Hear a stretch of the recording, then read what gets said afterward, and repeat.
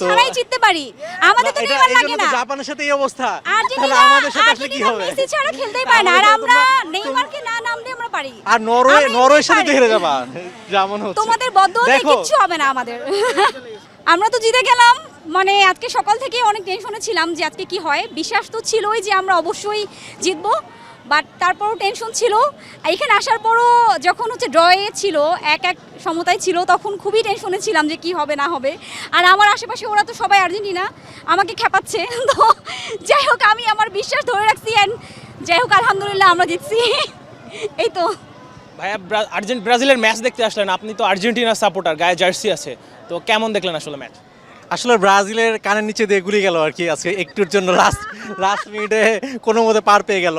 তো যাই হোক, অ্যাজ এ রাইভাল আমাদের প্রবলেম নাই, কারণ আমরা চাই সেমিফাইনালে ব্রাজিল আসুক এবং আমাদের কাছে হেরেই বিদায়টা নেক।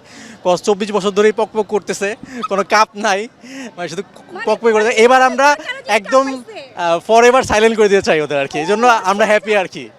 এই দল নিয়ে কি মনে হচ্ছে এবার ব্রাজিল কি বিশ্বকাপ জিততে পারবে? না, আমার আসলে মনে হচ্ছে না।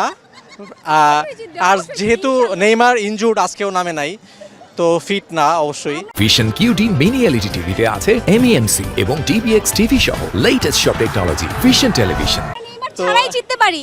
আমাদের তো নেইমার লাগে না। জাপানের সাথে এই অবস্থা, তাহলে আর্জেন্টিনা আমাদের সাথে আসলে কি হবে? মেসি ছাড়া খেলতেই পারে না। আর আমরা নেইমারকে না নামলে আমরা পারি। আর নরওয়ের সাথে তো হেরে যাবা, যেমন হচ্ছে। তোমাদের বদদৌলতে কিচ্ছু হবে না আমাদের।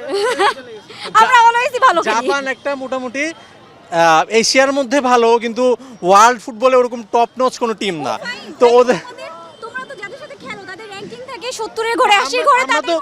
আমরা ভালো আমরা লাস্ট 6-7 বছর ধরে ভালো খেলতেছি, আমাদের ওটা এক্সাম্পল দিয়ে লাভ নাই আর কি। আমরা ভালোই খেলে আসতেছি, তো আমাদের সাথে এই কোশ্চেনটা করেই লাভ নাই। আমার কাছে মনে হয় আর্জেন্টিনা কেন খেলে ওরা, কারণ আচ্ছা, 7 আপের একটা ট্যাগ আপনাদেরকে দেয়, এটা মানে আমি আসলে বুঝি না আর্জেন্টিনারা কেন 7 আপনি টর করে। ওরা কি আমাদেরকে 7টা গোল দিছিল কারা? ওরা তো দেয় নাই, মানে ওরা আরেকজনের ক্রেডিট ওরা নাই, ওরা নিজেরা তো করতে পারে নাই। তো এটার আমি কোনো মানেই পাই না আসলে। আর আপনাদেরকে 3 পিস বলে না ভাই, এটা যা ইচ্ছা বলতে পারে, এটা কোনো ম্যাটার করে না আমার কাছে।